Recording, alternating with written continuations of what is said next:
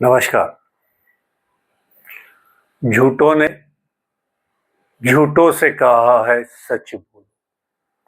झूठों ने झूठों से कहा है सच बोलो। सरकारी ऐलान हुआ है सच बोलो। अंदर झूठों की महफिल सजी है। अंदर झूठों की महफिल सजी है। दरवाजे पे बोर्ड लगा है सच बोलो। मित्रांनो, मी हे कशासाठी बोलू राहिलो, आता हे जे व्हिडिओ आहे हे बघा, त्याच्यानंतर मी तुम्हाला तुमच्याशी संवाद साधतो। प्रथम हे दोन व्हिडिओ बघा। अध्यक्ष महोदय, पाठीमागच्या काळामध्ये शेलार साहेब काय झालं, पूर्वीच्या आमच्या सरकारच्या काळामध्ये 2005च्या आधी कायम विनानोंद तत्वावरच्या शाळा सुरू करण्याचा निर्णय घेतला। अनेक लोकांनी दोन्ही बाजूच्या किंवा शिक्षण क्षेत्रामधल्या अनेक मान्यवरांनी त्या शाळा सुरू केल्या। आपण त्यांना कायमचा शब्द असताना नंतर सगळ्यांनी मिळूनच मागणी केली, ती संख्या मोठी होती, कायम शब्द काढून टाका, कायम शब्द काढून टाकला। त्याच्यानंतरच्या काळामध्ये ते शिक्षक पूर्वी लागलेले होते, त्याच्यातले काही शिक्षक, काहींना आपण 20% अनुदान देतो, तावडे साहेब तुम्हाला माहिती आहे, नंतर 40% करतो, नंतर 60%, 80, 100, काहींचे नॉर्म्स मध्ये बसत नव्हते म्हणून ते लांबलं। आता तसं बघितलं तर शिक्षक म्हणून लागताना ते आपण पेन्शन योजना बंद करायच्या आधी लागलेले, ही तर वस्तुस्थिती खरी, आणि त्यांची संख्या काही हजारामध्ये। आमची विनंती आहे की तो त्यांच्यावर अन्याय आहे। आज एवढं सांगतो। हा, आणि मार्कंडेश्वर देवस्थानचं काम झालं पाहिजे, मी तिकडे जाऊन आलोय आणि त्याला देखील पैसे कमी पडणार नाहीत। आणि दुसरं ते शिक्षक एक मिनिट ते शिक्षकांचं राहिलं मगाचं ते जुनी पेन्शन योजना जी आहे शिक्षकांची, टप्पा 2चं झालं त्यांनी सांगितलं, पण जुनी पेन्शन योजना जे 2026 आपले 2005 पूर्वीचे जे शिक्षक आहेत ते जवळपास 20,000 आहेत, त्यांना पूर्णपणे सरकार मदत करणार। सुप्रीम कोर्टामध्ये ती केस आहे, पूर्णपणे सुप्रीम कोर्टामध्ये सरकार शिक्षकांच्या बाजूने जे जे काही करायला पाहिजे ते करणार आणि त्यांना त्याचा लाभ मिळणार।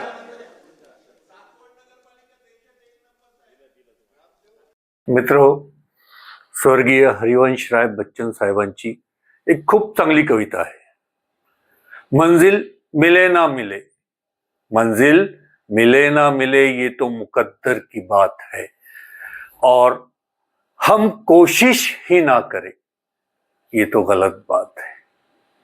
हम कोशिश ही ना करें ये तो गलत बात है।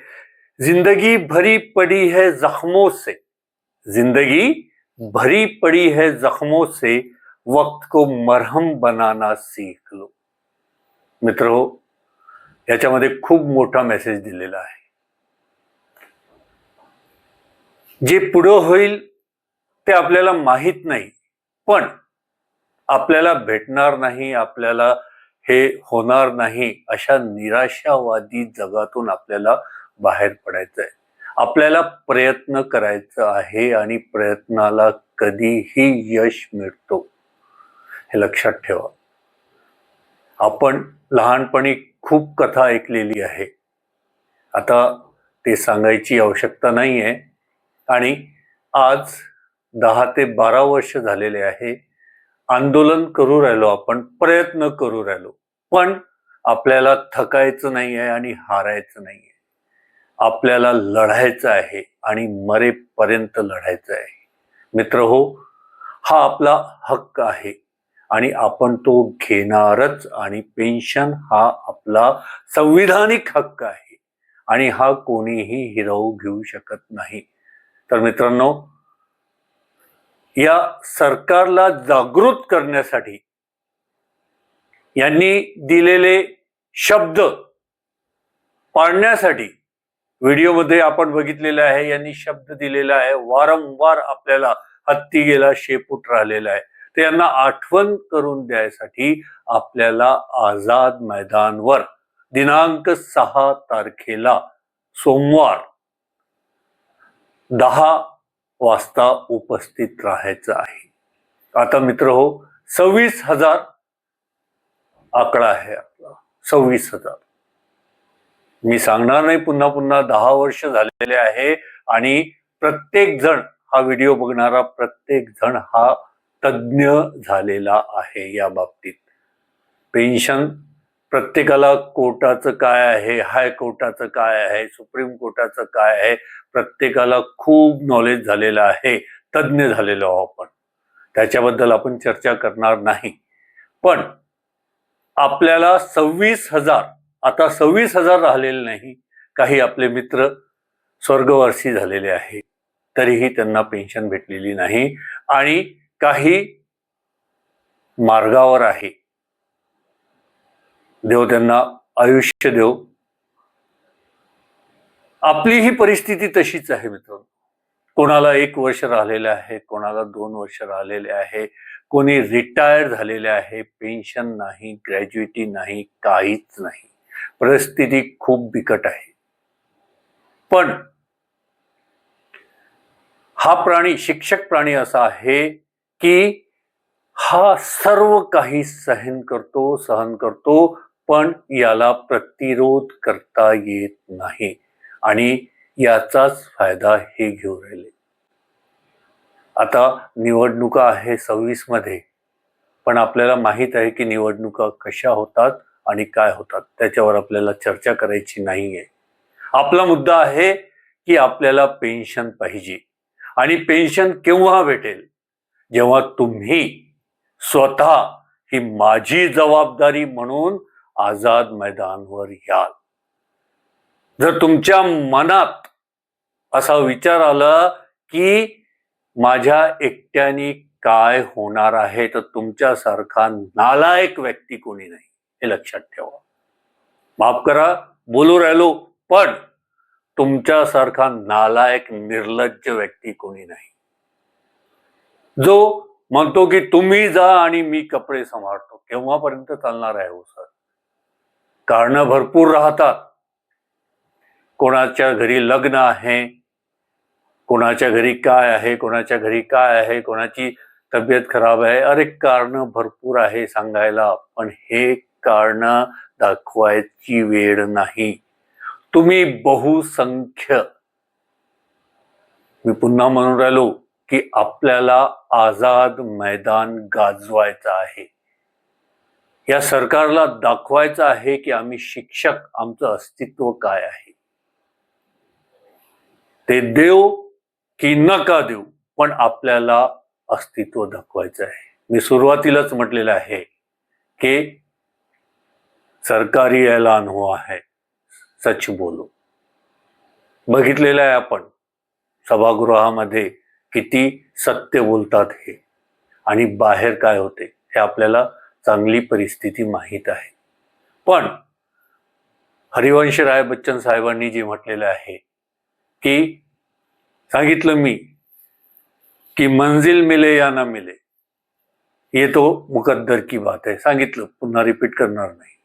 तर मित्रांनो, आपल्याला प्रयत्न करणं अत्यंत आवश्यक आहे आणि हे लक्षात ठेवा की संख्या खूप महत्वाची आहे. एका दिवसासाठी, तुम्हाला 8-10 दिवसासाठी नाही म्हणून राहिलो, एका दिवसासाठी रेल्वेचं रिझर्वेशन भेटलं नाही तर ट्रॅव्हल्सनी या, गाड्या करून या, पण या, उपस्थित राहा स्वतःसाठी, स्वतःच्या मुलाबाळासाठी. आता हे विसरून जा की तो लढेल आणि मला भेटेल. आता ही जी मानसिकता ही बदला आणि या, तिथं आझाद मैदानावर तुमची वाट बघत आहो आम्ही. या मित्रांनो, तुम्हाला पुनश्च विनंती की दिनांक 6 तारखेला भीक मागो आंदोलन आपण ठेवलेलं आहे आणि या आंदोलनाचं जे भवितव्य आहे हे तुमच्यावर आहे. तुमची उपस्थिती जितकी जास्त राहील, आपला मुद्दा तितका रेटून तिथं मांडता येईल. यांना दाखवावं लागेल की 26,000 कशाला म्हणतात. 100, 200, 500, 1000 काहीच फायदा नाही, काहीच फायदा नाही. एका दिवसाची गोष्ट आहे. 4 किंवा 5,000 रुपये तुमचा खर्च होईल येण्या आणि जाण्याकरिता. 1 दिवसाची सुट्टी टाकावी लागेल, याच्या व्यतिरिक्त काही नाही. तिथं तुम्ही या आणि फक्त उपस्थित राहा. मी म्हणतो तुमच्याकडे जर जेवायसाठी पैसे नसतील तर मी देतो, तुमचं भाडं मी देतो, पण या. आव्हान करू राहिलो तुम्हाला की दिनांक 6 तारखेला आझाद मैदानमध्ये आपली उपस्थिती दाखवा. माझा नंबर तुम्हाला माहित आहे. करा कॉन्टॅक्ट माझ्याशी. म्हणा मला की माझ्याकडे सर पैसे नाहीये, मी पाठवतो तुम्हाला पैसे. पण माझी तुम्हाला विनंती आहे, एका दिवसासाठी आझाद मैदान गाजवायसाठी या. तुमची उपस्थिती आम्हाला खूप महत्वाची आहे. आमच्यासाठी या, स्वतःसाठी या, मला बाळासाठी या. मित्रांनो, काही चुकलं असेल तर क्षमा करावी. धन्यवाद.